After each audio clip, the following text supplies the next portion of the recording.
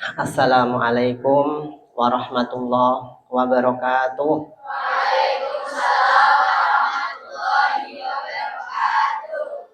Innal hamdalillah nahmaduhu wa nasta'inuhu wa nastaghfiruhu wa nastahdihi wa na'udzu billahi min syururi anfusina wa min sayyiati a'malina. May yahdihillahu fala mudhillalah wa may yudlil fala hadiyalah. Wa asyhadu anna sayyidana Muhammadan abduhu wa rasuluhu la nabiyya ba'dah. Allahumma salli wa sallim ala sayyidina Muhammadin wa ala alihi wa sahbihi ajma'in, amma ba'd.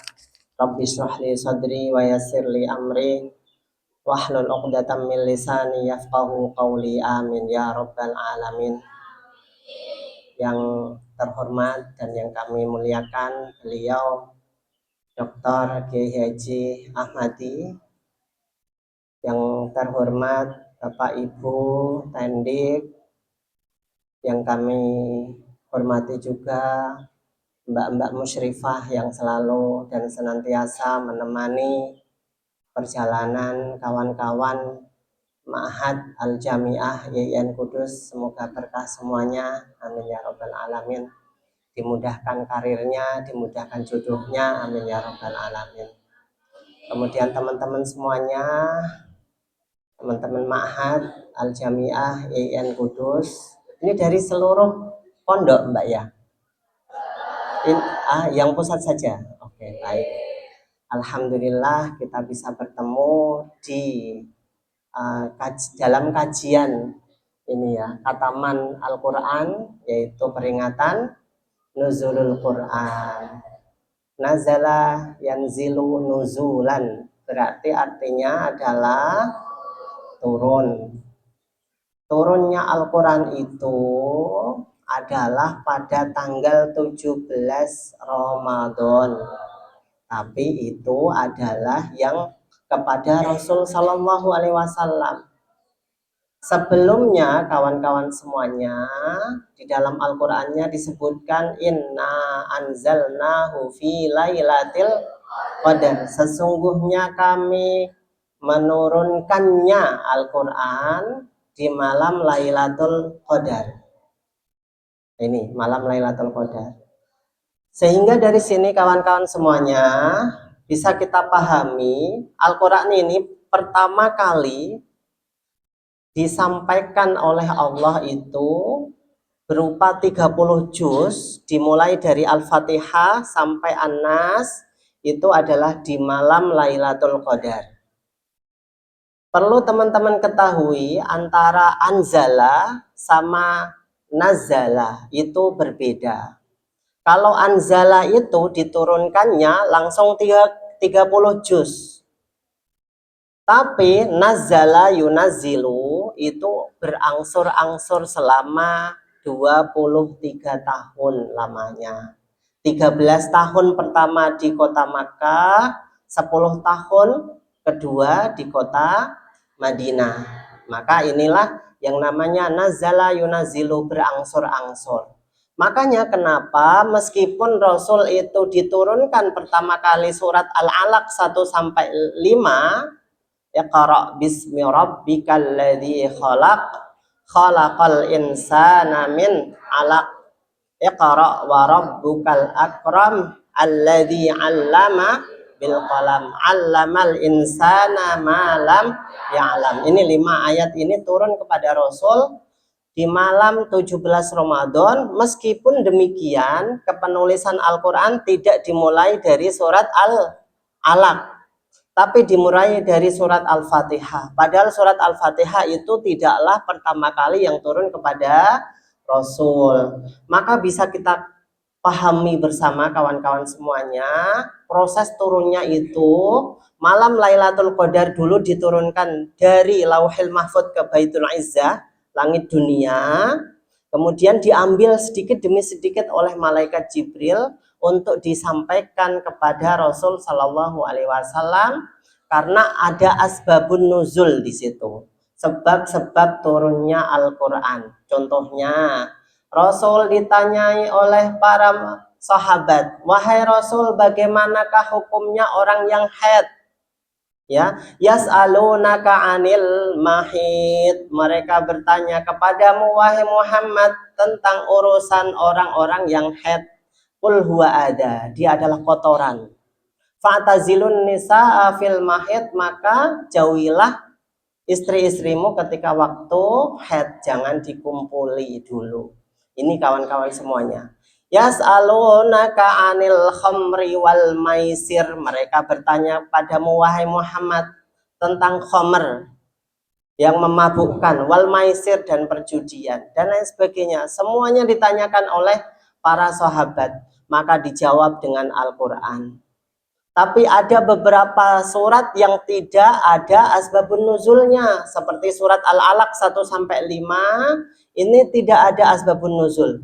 Tiba-tiba saja ketika waktu Rasul menyepi khalwat di jabal namanya Jabal Nur, kemudian Allah memerintahkan malaikat Jibril untuk menjadi seorang sosok, seorang laki-laki yang memakai jubah putih sekali. Kemudian datang kepada Rasul, mendekap Rasul, ya, memeluk beliau sampai tidak bisa napas. Iqra ya Muhammad, ya, bacalah Muhammad. Karena Rasul ini dari kalangan yang tidak bisa membaca, kita tahu sendiri bahwa bapaknya Rasul sudah meninggal ketika waktu beliau masih bayi, belum lahir malahan ya. Kemudian ibunya meninggal juga tanpa pendidikan Rasul. Maka beliau tidak bisa membaca dan menulis. Waktu itu belum ada titik dan harokat kawan-kawan. Maka ini lebih sulit lagi dalam pembacaan Al-Quran. Hanya beberapa kalangan sahabat saja yang bisa membaca Al-Quran. Tapi bukan berarti Rasul itu bodoh, tidak. Ya, oh berarti goblok Pak Nabi kita. Enggak bisa baca tulis berarti bodoh, enggak. Kecerdasan Rasul luar biasa. Kawan-kawan semuanya bisa membayangkan. Al-Alaq 1 sampai 5 mungkin sedikit, tapi coba Al-Baqarah kalau misalkan langsung turun 100 ayat misalkan. Al-Baqarah itu panjang sekali ya. Andaikan misalkan 100 ayat dan Rasul wajib langsung menghafalkannya di luar kepala, subhanallah. Ini kecerdasan yang sangat luar biasa baginda Rasul Sallallahu Alaihi Wasallam. Maka dari sini kawan-kawan semuanya, apa saja yang berkenaan dengan Al-Quran ini mulia. Teman-teman bisa saksikan satu demi satu, saya akan sebutkan tempat turunnya Al-Quran dulu itu di kota Makkah dan kota Madinah. Sebelumnya, nun jauh sebelumnya kawan-kawan semuanya, yang namanya kerajaan Persia waktu itu, yang namanya kerajaan Romawi penguasa dunia waktu itu, kira-kira sekarang ya Amerika sama Rusianya dunia, itu adalah Romawi dan Persia. Itu tidak ada yang mau untuk mencaplok yang namanya tanah Arab yang kering kerontang.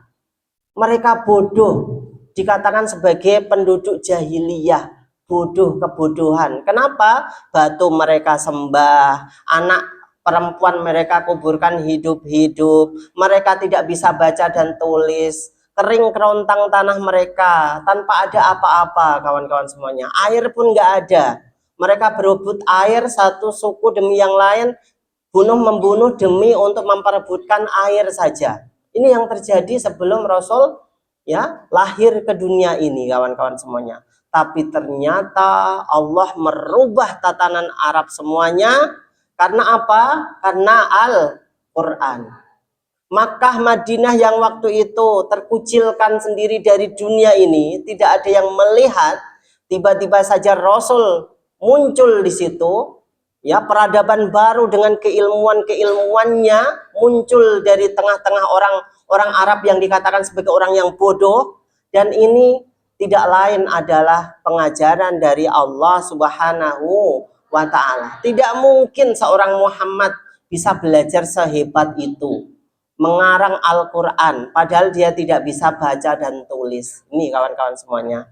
Maka dua kota suci itulah kemudian mulia karena adanya Al-Quran. Maka ini kawan-kawan semuanya. Bukanlah kota yang hebat itu adalah kota yang penuh peradaban, tidak. Tapi ternyata kota suci dalam Islam itu adalah Makkah dan Madinah, di mana kita misalkan sholat 1 rakaat saja di situ seperti halnya 100.000 sholatan di masjid yang lain. Enak atau enggak? Enak kawan-kawan semuanya, Masya Allah. Kalau misalkan teman-teman punya uang nanti ya, jadi saudagar kaya, mempunyai suami yang kaya raya, mungkin sukses dalam perniagaan, ya, sukses dalam kehidupan dunia ini, nggak usah jalan-jalan ke Eropa, jalan-jalanlah ke Makkah dan Madinah. Amin ya rabbal alamin. Semoga semuanya sukses semuanya. Amin ya rabbal alamin. Kesuksesan itu harus ditempuh dengan jerih payah yang luar biasa. Termasuk adalah pendidikan. Ini kawan-kawan semuanya.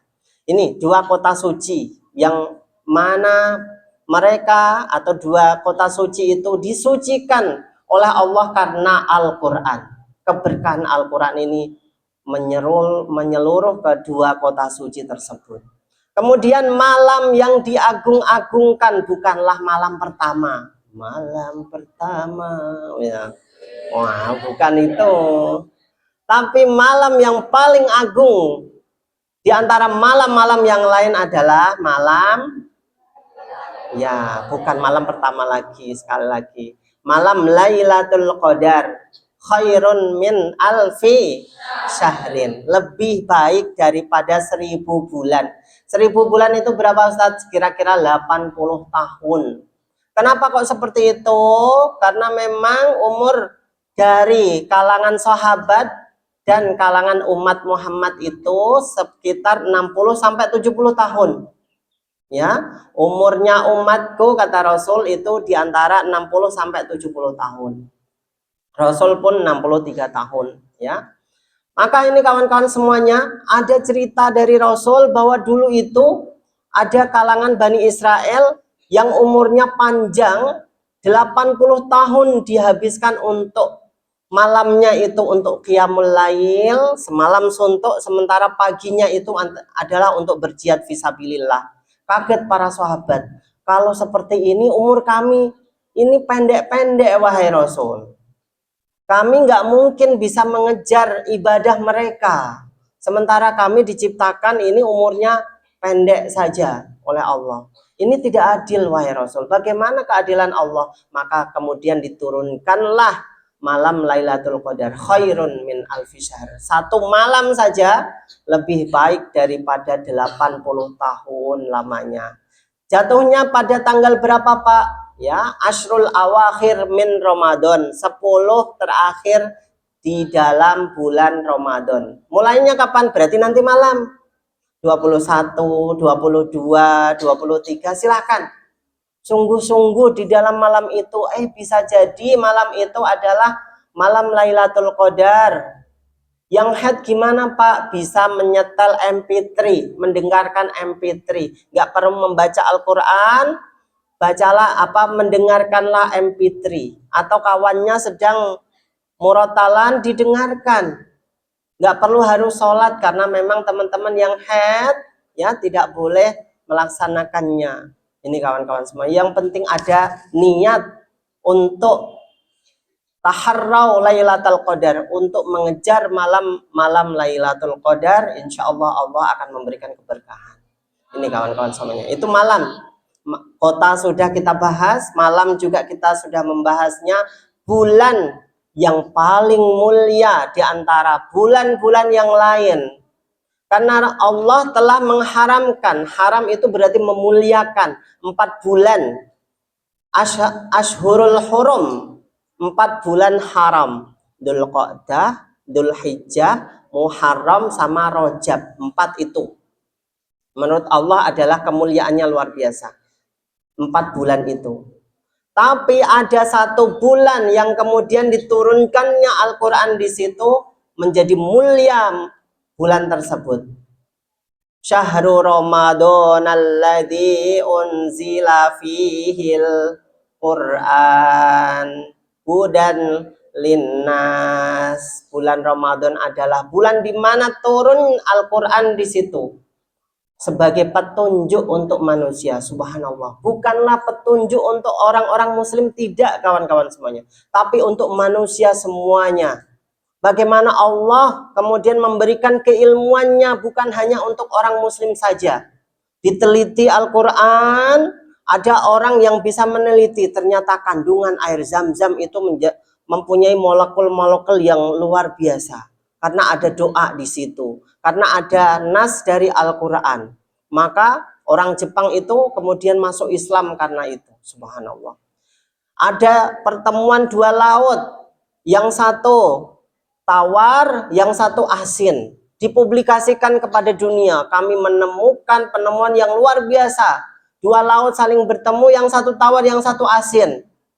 Ternyata sudah dijawab di dalam Al-Quran. Marojal bahroini yal taqiyan bainahuma barzakhul la yabghiyan fabi ayyi ala'i rabbikuma tukadziban. Ketika dua laut saling bertemu, mereka ada sekat di situ, di antara keduanya ada sekat. Subhanallah.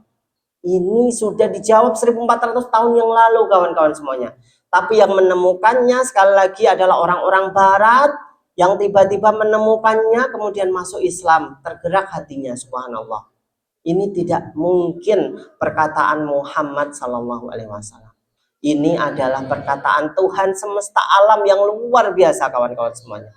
Yang tidak mungkin kemudian kebenarannya itu tidak bisa dibuktikan dengan saintifik. Semuanya dapat dapat dibuktikan kebenarannya dalam saintifik. Ada astronot luar angkasa dari Amerika beberapa kali naik turun ke bulan, kemudian meneliti bulan, ternyata bulan itu ada garis lintang, di mana disinyalir dulu bulan itu pernah terbelah. Dijawab dalam surat Al-Qamar, mereka ratusan triliun dolar mereka habiskan demi untuk membuktikan kekuasaan Allah dalam surat Al-Qamar. Wan syaqqal qamar. Ketika bulan terbelah, subhanallah. Bulan itu pernah terbelah dan itu sudah dibuktikan di dalam Al-Qur'an. Maka kawan-kawan semuanya tidak bisa kita pungkiri bahwa Al-Qur'an adalah satu-satunya kalam Allah yang akan terjaga sampai kapanpun. Inna anzalnahu dzikra wa inna lahu lahafidun. Sungguhnya kami menurunkan Al-Quran dan kami akan menjaganya untuk selama-lamanya. Bagaimana cara proses Allah menjaga Al-Quran? Pertama, pondok pesantren tahfidz itu pasti, dimanapun pasti ada, di kota manapun di dunia ini pasti ada yang menghafalkan Al-Quran. Mereka menjaga kemurnian Al-Quran. Bahkan di dalam perguruan tinggi saya dulu, di mana saya belajar, orang Mesir wajib untuk menghafalkan Al-Quran. Jadi SMA sudah hafal Al-Quran di Al-Azhar itu. Sehingga S1 mereka sudah di luar kepala semuanya. Dipejamkan mata, yang terbentang di dalam otaknya itu Al-Fatihah, Al-Baqarah, Ali Imran, An-Nisa dan lain sebagainya. Kita pejamkan mata ya, es teler, es dawet, es cendol dan lain sebagainya. Ini kawan-kawan semuanya. Maka orang Mesir wajib menghafalkan Al-Quran. Alhamdulillah saya diwajibkan hanya 8 juz sampai S1. Berarti satu semester 1 juz. Alhamdulillah. Pulang dari Mesir alhamdulillah 12 juz. Sampai kapanpun akan saya pegang hafalan 12 juz. Murojaahnya cuma 12 juz saja. Dalam sehari paling 1 juz, 1,5 atau sampai 2 juz. Ini wajib. Ada kawan saya yang namanya Ustadz Agus Salim. Itu S1 sampai S3 itu di Al-Azhar. Lulusan Yanbu'ul Quran untuk tahfidznya. Kemudian SMA-nya itu adalah dari Gontor. Masya Allah, luar biasa. Hafalannya sangat cerdas sekali. Beliau kemudian hafal Al-Quran dari Indonesia sudah, sampai di Mesir belajar namanya Qiraah Asyarah. Asyarah itu adalah 10, Qiraah Asyarah adalah 10 Qiraah yang berbeda-beda. Hafalannya sangat luar biasa. S1 belum lulus saja sudah menjadi imam masjid di salah satu masjid di Kairo. Ini luar biasa Ustadz Agus. Kemudian Selesai S1 dinikahkan dengan salah satu keponakan dari pemilik Gontor. Ini luar biasa. Ini kawan-kawan semuanya. Maka kawan-kawan semuanya, semua itu adalah karena keberkahan yang namanya Al-Quran. Masih lama kita ya? Masih ya? Atau langsung berdoa? Langsung berdoa? Belum selesai ceritanya. Ya, kita berdoa. Semoga berkah semuanya untuk kita semuanya. Sebenarnya masih beberapa menit ya. Mari kita berdoa bersama. Bismillahirrahmanirrahim. Alhamdulillahirabbil alamin. Hamdan syakirin, hamdan na'imin. Ya Rabbana lakal hamdu kama yajal wajhati sultanik. Allahumma nawwir qulubana bi hidayatika kama nawwarta syamsa abadan abada. Allahumma ja'alna sayatina sayati man ahbabta wa la taj'alna sanatina sanatin tamatunya innaka la qadir. Allahumma rzuqna rizqan halalan thayyiban mubarakan wasi'an. Allahumma aghnina bi halalika an haramika wa bi ta'atika ma syatika wa bi fadlika ma siwak. Allahumma nas'aluka al-'afwa wal 'afiyata fid dini wad dunya wal akhirah. Allahumma nas'aluka salamatan fid din wa 'afiyatan fil jasad wa ziyadatan fil 'ilmi wa barakatan fil rizqi wa taubatan qabla al-maut wa rahmatan indal maut wa maghfiratan ba'dal maut. Allahumma hawwin 'alaina fi sakaratil maut wa najati minan nari wal afa'il hisab. Allahumma taqabbal minna salatana wa siyamana wa ruku'ana wa sujudana taqabbal ya karim. Allahumma a'inna ala dzikrika wa syukrika wa husni ibadatik. Allahumma a'inna ala dzikrika wa syukrika wa husni ibadatik. Rabbana atina fid dunya hasanah wa fil akhirati hasanah wa qina adzabannar. Subhana rabbika rabbil izzati amma yasifun wa salamun alal mursalin walhamdulillahi rabbil alamin. Al-Fatihah. A'udzubillahi.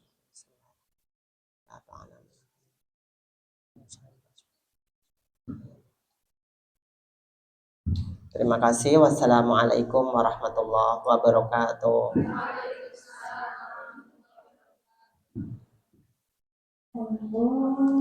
Umma hamna bil Qur'an waj'alhu lana imaman wa nuran wa hudan wa rahmah. Allahumma dzakirna minhu ma nasina wa 'allimna minhu ma jahilna warzuqna tilawatahu ana al-laili wa atrafan waj'alhu lana hujjatain ya rabbal alamin. Subhana rabbika rabbil izzati amma yasifun wa salamun alhamdulillah.